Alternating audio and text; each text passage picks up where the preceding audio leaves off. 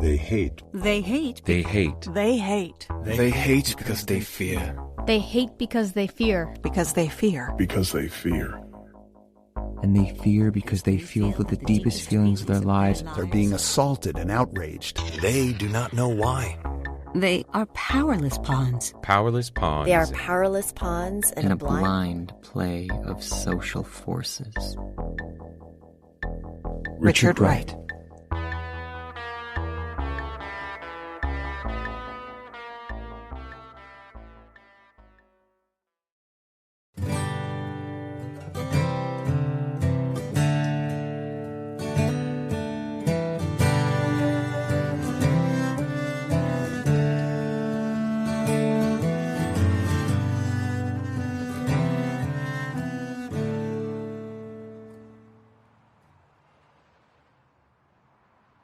Charlie lay in the back seat, smoking, examining the marks from his IVs in the dwindling light.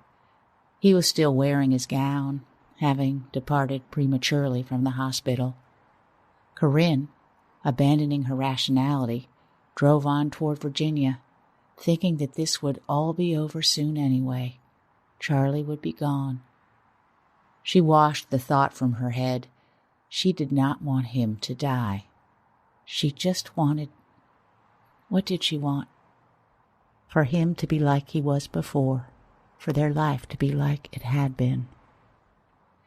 She adjusted the rear view to look at him, lying there appearing so much older than he was. Once again, she had helped him escape, had, as he said, rescued him from his hospital bed. Didn't she owe him that? After all, he had rescued her. He had taught her so much. He had created her.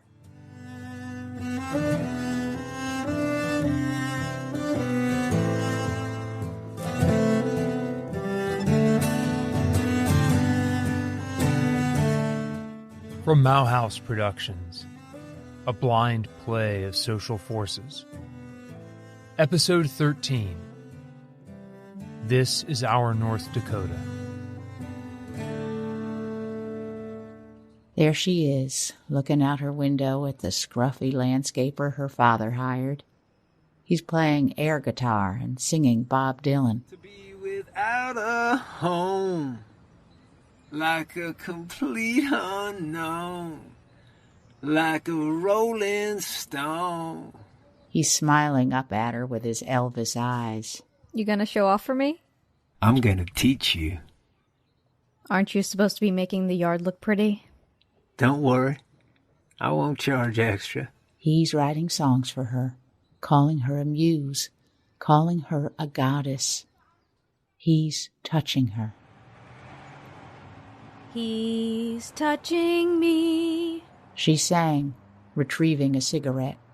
That was the first song she recorded, the first that got radio play, the one reporters from the weekly alternative papers asked her about. She could never have done it without him, without Charlie.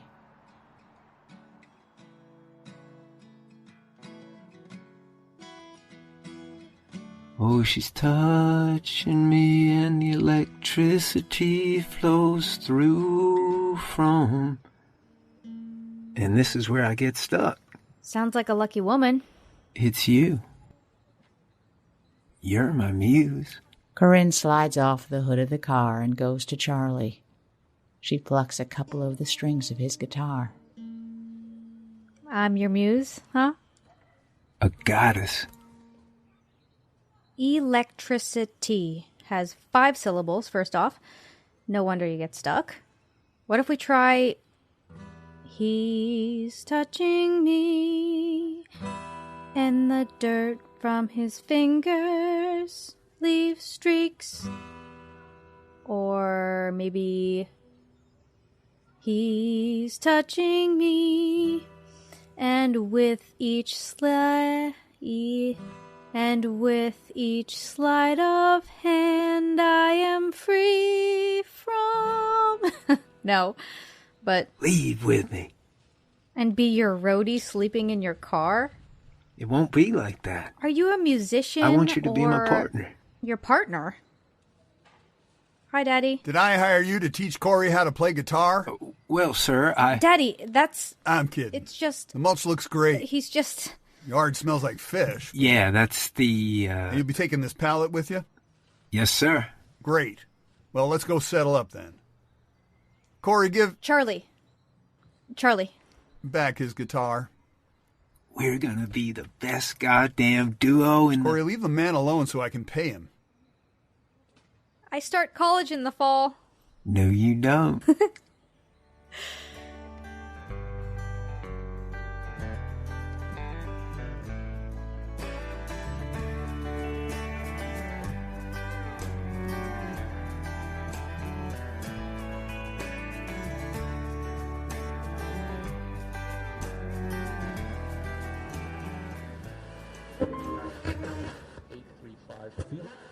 He's touching me, and the dirt from his fingers leaves streaks.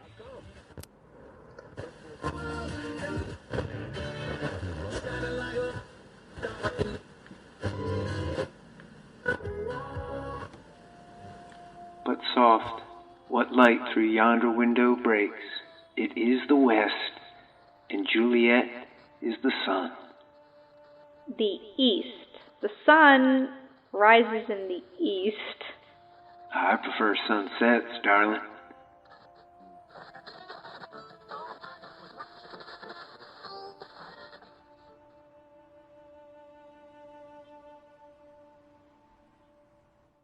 They're in a youth hostel in Las Vegas, working as dishwashers during the day, playing guitar at night. He's playing. She's learning. Then she's playing. Then they're writing songs. Then she's writing songs. Open mic nights, street corners, and finally paying gigs. Phoenix, San Diego, San Francisco, Portland. She's writing more, developing her style. An A&R guy from a record company comes to see them. How did he even know about us? I told you. He or somebody saw us in San Diego. You said San Francisco. Sure. We're gonna be famous. We're gonna make $150. I can feel it. I can feel it, Charlie. He's so proud, so in love with his muse. She says, "No, you're mine."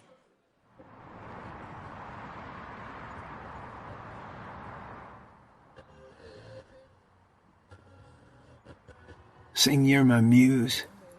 God, I love that song. I stopped singing that song, Charlie. That was your song. It was never my song, darling.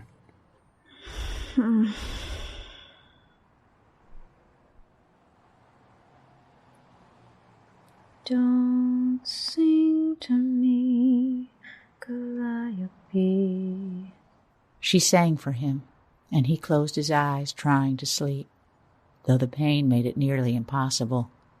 It was his song, and when he was gone, she would not sing it again. I ain't got time for epic poetry. And Cleo, she is history. Mel, she brings me tragedy.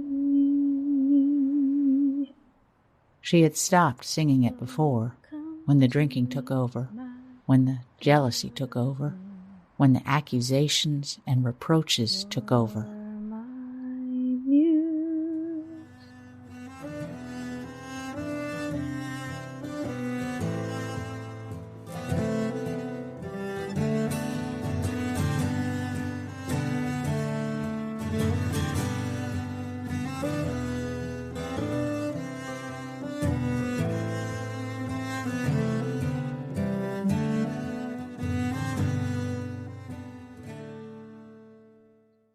She sells out clubs and bars, and he has a girlfriend who has the eyes of many men on her. She has a manager, and he has a foe to compete for her attention. She has a record, and he has a mention in the liner notes.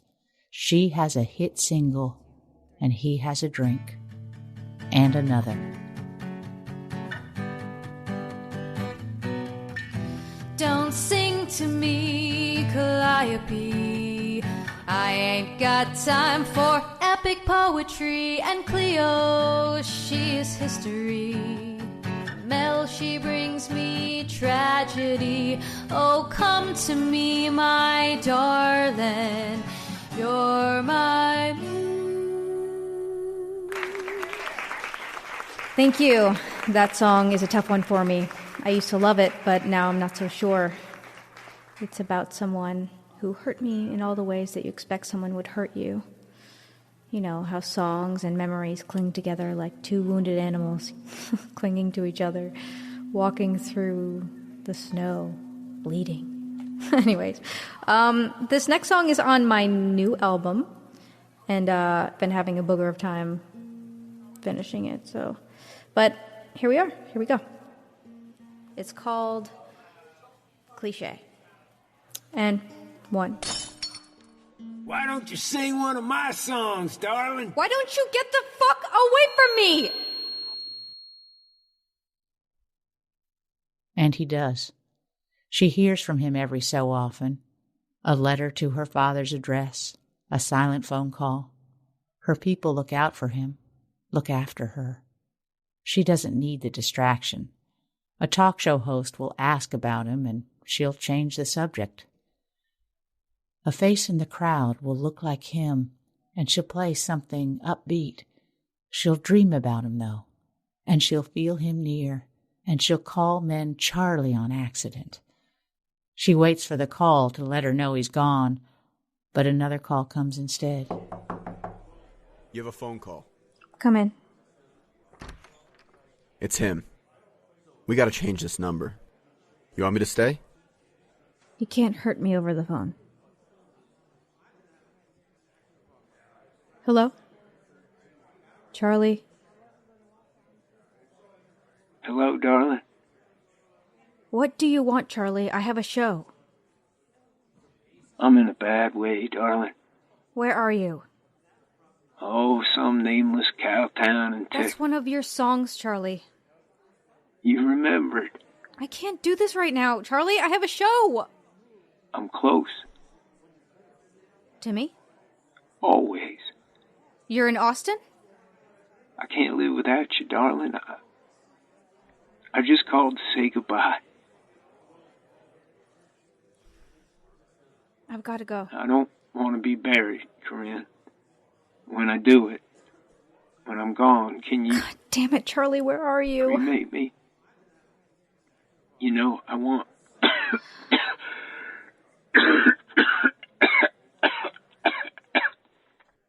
And there she is at the door. She's not angry. She's scared, genuinely scared. He cries when he sees her, hides the fake gun under the mattress, tells her he'll clean up his act, tells her, I bought 2 copies of your album. Charlie, why would you do that? You have I like the title. I really loved North Dakota. It wasn't supposed to be I this want to way. make new memories in North Dakota. We both know that's not going I've to happen. been writing again. It's good, Corey. About addiction, about living on the streets. About life without you. I didn't touch the whiskey. I hadn't had a drop. Can I play for you? She nods and listens. She listens to missed drums, missed lines. She tells him it's good, his music. She holds his shaking hands. This man who was once her savior, her lover. It's good, Charlie. No, it's good. I can... You really think so? I know I can get back to fighting I Wade. can't be your mother, Charlie. You know that's not what I want. I can't be the other.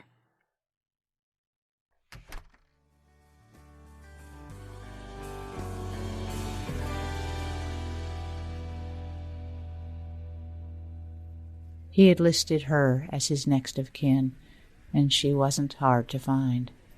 When she showed up at the hospital, as she said she wouldn't, and knew she would, the nurse told her there wasn't much left of his liver. Oh, did you say you were his wife? Why me, Charlie? I'm sorry? What's, what do you call it, the prognosis? I can get a doctor to... He's in liver failure, right? You can't do anything, or else you wouldn't have called me. His next of kin. He had a barrel chest. I'll leave you with them. Now he was small, shrunken, a living mummy in sanitized hospital wraps. You came? To say goodbye. Yeah, of course. To say goodbye. When the nurse left, he told her his plan. I need you to do something for me. I can't die here. Not like this. All she had to do was get him out of there. She looked out the window and heard his voice. But soft, what light through yonder window breaks? It is the west, and Juliet is the sun. The east. The sun rises in the east. I prefer sunsets, darling.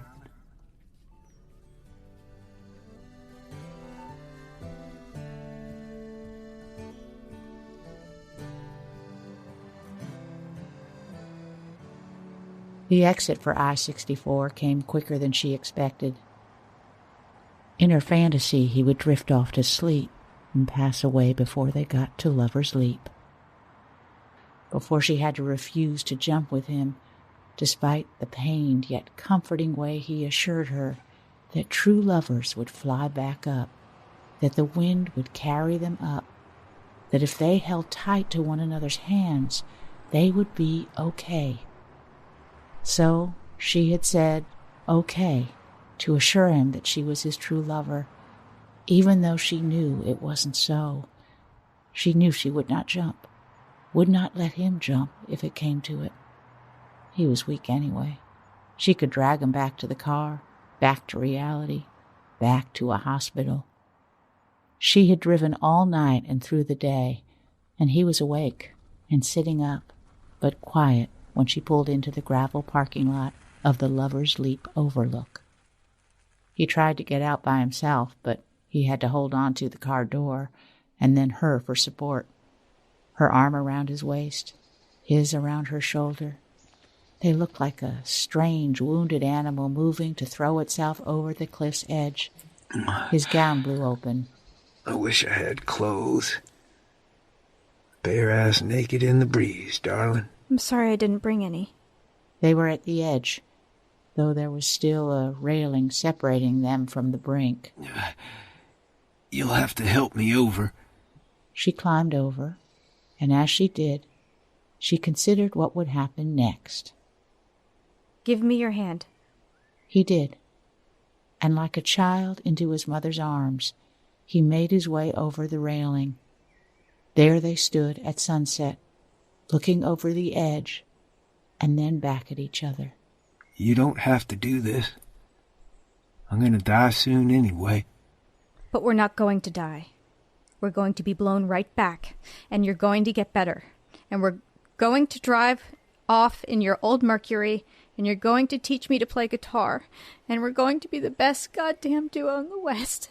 And she looked back at the car, and she looked at Charlie, and she was taken back to her bedroom window, and he is young and free and full of life. She tightened her grip on Charlie's hand. I prefer sunsets, darling. Sunsets, darling.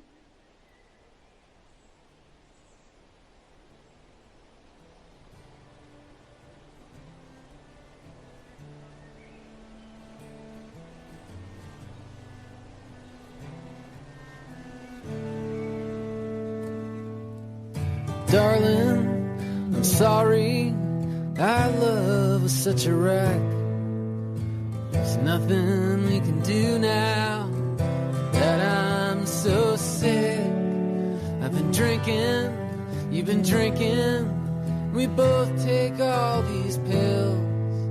I've been driving, it's driving it heals.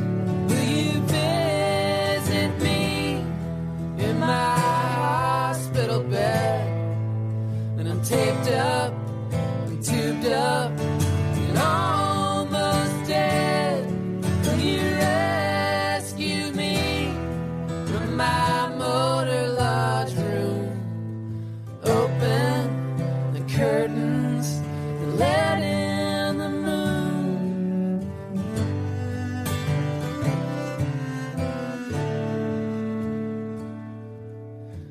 got to, knows I love you like I always will. It's there on your hip, honey, I hope it is still. My breathing's not shallow, it's gonna stop my heart. It's only gotten worse, dear, since we've been apart. Will you visit me in my hospital bed? When I'm taped up and tubed up and almost dead, will you rescue me from my motor lodge room? Open the curtains and let in the moon.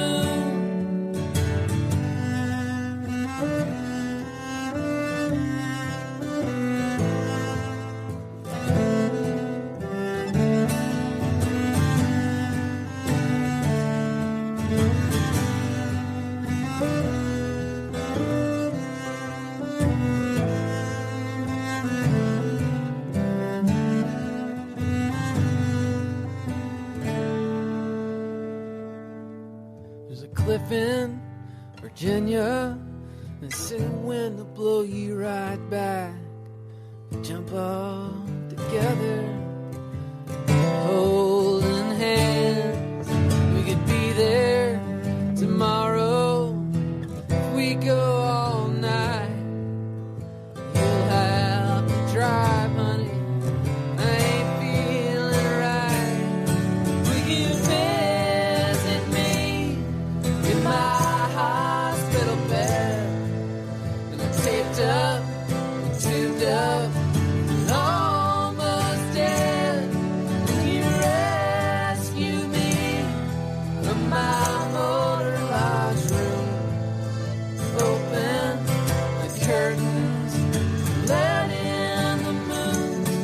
Will you visit me in my hospital bed? And I'm taped up, tubed up, and almost dead. Will you rescue me, darling, from my motor lodge room? Open the curtains and let in the moon.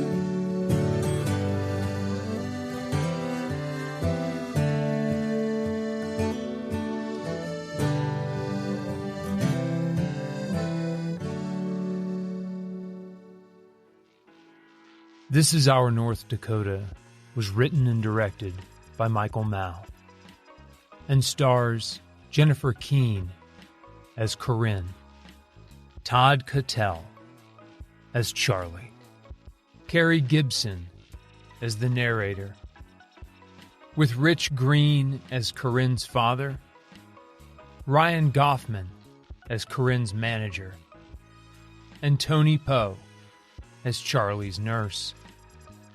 Musical accompaniment on the song Muse, provided by Christopher vanBrackle. Music for this episode was written by Drew DeMann and performed by No River City. You just heard the song Visit Me from their album This is Our North Dakota, released 20 years ago. Stick around after the credits to hear one more song from that album, Corrine. Geneva Hicks created the podcast cover art. Additional sound effects courtesy of Pixabay. Writer, comedian, and actor Nina Dicker helped produce this episode.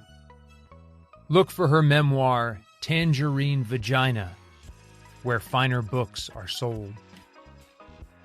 Special thanks to assistant casting director Annie Weaver, who, as I say each week, has been with me every step of the way.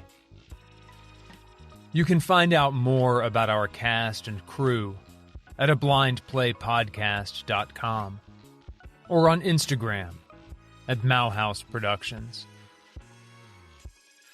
Next week on A Blind Play of Social Forces, Episode 14, Gina Engendered.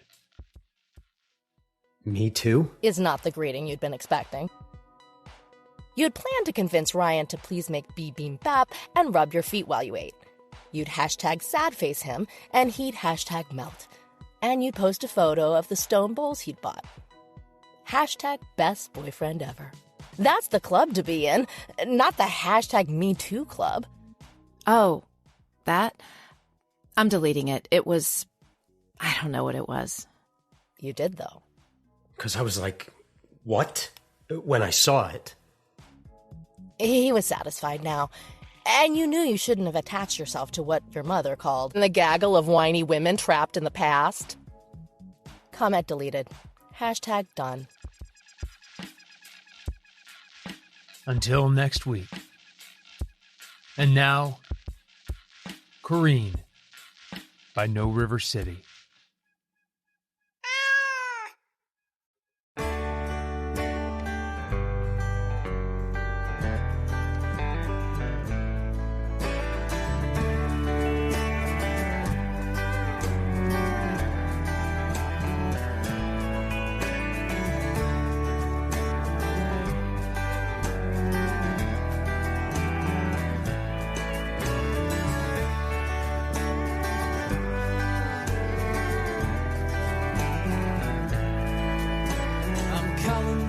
Tonight from another city. Can't believe I picked up the phone. There's a porch light on outside. It's the middle of July. I swear it's been so long. Oh, Corrine, it's hard to remember all the things that you said. Sitting alone at night by the kitchen table, these words all in my head.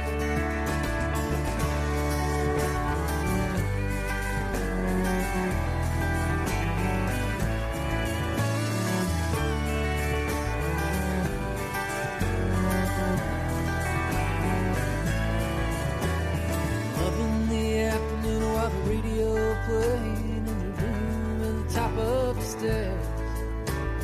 You watch the pigeons, they circling outside. Thought, man, I ain't going nowhere. Oh, Corrine, just can't remember if you had a map when you left.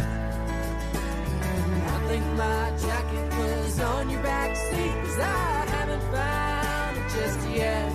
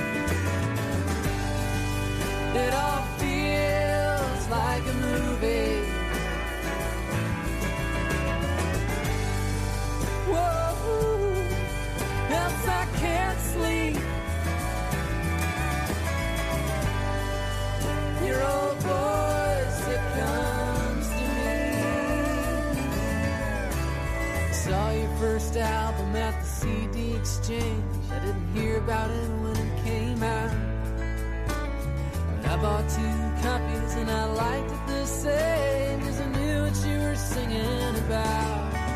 Oh, Corrine, I think it was just last week when I got in the car, and I got your address from someone in Seattle, and I'm gonna find where you are.